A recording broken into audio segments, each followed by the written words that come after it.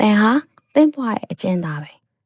ဲကျွန်တော်တို့ဟာကိုယ့်ဘဝကိုထင်တယ်လို့မထိန်ချုံနိုင်ကြပါဘူးတကယ်တော့ကျွန်တော်တို့ရဲ့နေ့စဉ်လှုပ်ရှားမှုအပြုအမူတော်တော်များများဟာကိုယ်ပိုင်ဆုံးဖြတ်ချက်နဲ့လုပ်နေတာမဟုတ်ပါဘူးအဲ့ဒါတွေအားလုံးဟာထွက်ပေါက်တွေတသက်ဖြစ်ပါတယ်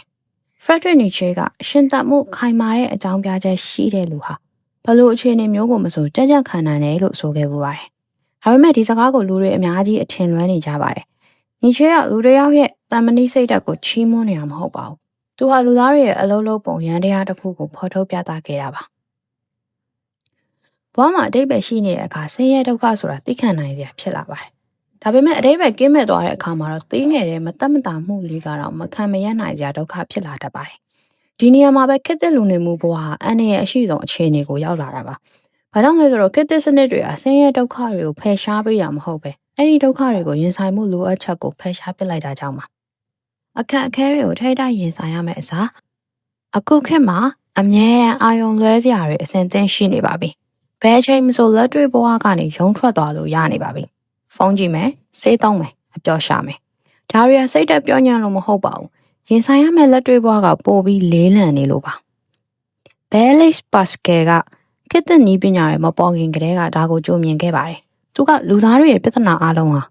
အခန်းတစ်ခန်းထဲမှာတယောက်တည်းငြိမ်ငြိမ်လေးထိုင်မနေနိုင်ခြင်းကနေမြဖြားခံတယ်လို့ဆိုပါတယ်။ဘာလို့လဲဆိုတော့တိတ်ဆိတ်မှုဟာရင်ဆိုင်မှုကိုအတင်းကျပ်ဖန်တီးလို့ပါပဲ။အဲဒီတိတ်ဆိတ်မှုကနေတဆင့်မရေရာမှုတွေဥတီချက်ပျောက်ဆုံးမှုတွေနဲ့မဖြေရှင်းရသေးတဲ့ပြဿနာတွေကိ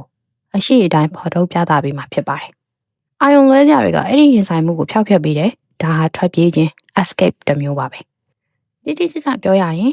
ဒါဟာ escapism လက်တွေ့မှာစနစ်တကျလွတ်မြောက်လိုမှုဖြစ်ပါတယ်။ escapism ဆိုတာဟာလက်တွေ့ဘဝကိုတမင်တကာရှောင်လွှဲပြီးအဲ့ဒီနေရာမှာကိုယ်တိုင်ထိန်းချုပ်လို့ရတဲ့အခါတလဲလဲခံစားလို့ရတဲ့အတွေ့အကြုံတွေနဲ့အစားထိုးလိုက်တာပါပြီးတော့ခေတ်သစ်စနစ်တွေကဒါကိုအကောင်းဆုံးပုံဖော်ထားကြပါတယ် TikTok တို့ Facebook တို့လို platform တွေကပျော်ပြရေးတမဟုတ်ပါဘူးအဲ့ဒါတွေကကျွန်တော်တို့အာရုံစိုက်မှုကိုဖန်ဆားပြီးအကျဉ်းချထားဖို့တည်တည်ချာချာပုံစံထုတ်ထားတဲ့ပတ်ဝန်းကျင်တွေပါအားထုတ်မှုဘာမှမလိုပဲစဉ်ဆက်မပြတ်စိတ်အပန်းဖြေမှုကိုပေးနေလို့ပါပဲဒီကတစ်ဆင့်အပြုတ်မှုဆိုင်ရာပြောင်းလဲမှုကြီးတစ်ခုဖြစ်လာတယ်လက်တွေ့ဘဝဆိုတာရင်ဆိုင်ရမယ့်အရာမဟုတ်တော့ပဲစွန့်ခွာထွက်ပြေးရမယ့်အရာတစ်ခုဖြစ်လာပါတယ်။စိတ်ပညာအရာတာကို avoidance behavior ရှောင်လွှဲခြင်းအပြုအမူလို့ခေါ်ပါတယ်။စိတ်ဟာမတတ်မတာဖြစ်မှုကနေဝေးရကိုပြေးပြီးချက်ချင်းသက်သာရစေမယ့်အရာစီကိုဥတည်သွားတတ်ပါတယ်။ဒါကအသိဉာဏ်မဲ့တာမဟုတ်ပါဘူး။အမြန်ဆုံးစိတ်သက်သာရစေမယ့်စွမ်းရည် efficiency တစ်ခုပါ။ဒါပေမဲ့အမြန်ဆုံးဖြစ်တာကအကျိုးရှိတာတော့ဟုတ်မနေပါဘူး။ဘာကြောင့်လဲဆိုတော့ရှောင်လွှဲခြင်းဟာပြဿနာကိုမဖြေရှင်းပေးနိုင်လို့ပါ။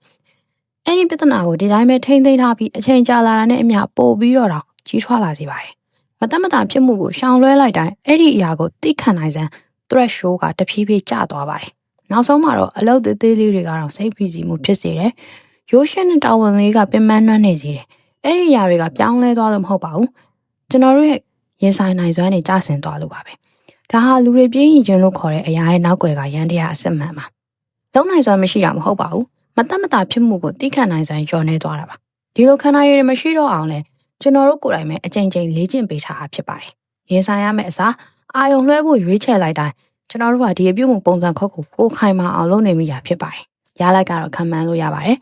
ကျွန်တော်တို့ကထွက်ပေါက်အပေါ်မိခိုးလာပြီးရင်ဆိုင်နိုင်စွမ်းပို့ပြီးတော့နေပါလာပါလိမ့်မယ်ဒါကြောင့်မို့ခေတ်သစ်လူသားတွေကသူတို့ကိုယ်သူတို့ပိတ်မိနေတယ်လို့ခံစားကြရတာပါသူတို့မှအရေးချင်းမရှိလို့မဟုတ်ပါဘူးသူတို့ကဒီတိုင်းပဲကျင်သားရသွားကြတာပါအာသာရှော့ပဟန်ဝါကလူဘဝကိုနာကျင်မှုပိန်းနဲ့ညှင်းငွေ့မှုဘိုးတန်းကြားမှာအမြဲတမ်းကုချီတန်းချီလုပ်နေရတဲ့အရာလို့ဖော်ပြခဲ့ပါတယ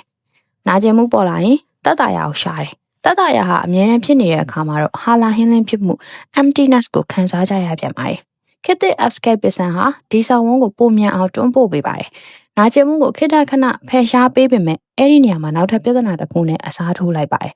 အဲ့ဒါကတော့အဓိပ္ပာယ်မဲ့ခြင်းပါပဲ။ဘာကြောင့်လဲဆိုတော့အဓိပ္ပာယ်ဆိုတာတတောင့်တတရှိမှုတွေမှာရှာမတွေ့နိုင်လို့ပါ။အဓိပ္ပာယ်ဆိုတာရင်ဆိုင်ခြင်းအားထုတ်ခြင်းနဲ့ခုခံကြော်သွားခြင်းတွေကနေတိဆောက်ယူရတာပါ။အဲ့ဒီအရာတွေကိုဖယ်ရှားလိုက်တဲ့အခါဘဝဟာနေရတာပိုလွယ်ကူလာပေမဲ့ဘာအတွက်ရှင်သန်နေတယ်လဲဆိုတာကိုအဖြေရှာဖို့ခက်ခဲလာပါတယ်။ဒါဟာဝီယောဒီတစ်ခုကိုဖြစ်စေတယ်။လက်တွေ့ဘဝကနေပို့ပြီးထွက်ပြေးလေလေဘဝကပို့ပြီးအဓိပ္ပာယ်မဲ့လာလေလေပါပဲ။ဘဝမှာအဓိပ္ပာယ်ပိုနေလာလေလေလက်တွေ့ဘဝကနေပို့ပြီးထွက်ပြေးခြင်းလာလေပါပဲ။ဒါဟာဘယ်တော့မှမပြီးဆုံးနိုင်တဲ့တန်တရားတစ်ခုပါပဲ escapism ဆိုတာအကျဉ်းတစ်ခုတသက်မဟုတ်တော့ဘူးဒါစနစ်တစ်ခုဖြစ်လာတယ် ခဏတာတက်တောက်မှုကိုယူပြီးရေရှည်အားနည်းမှုနဲ့လဲလှယ်လိုက်တဲ့စနစ်တစ်ခုပါ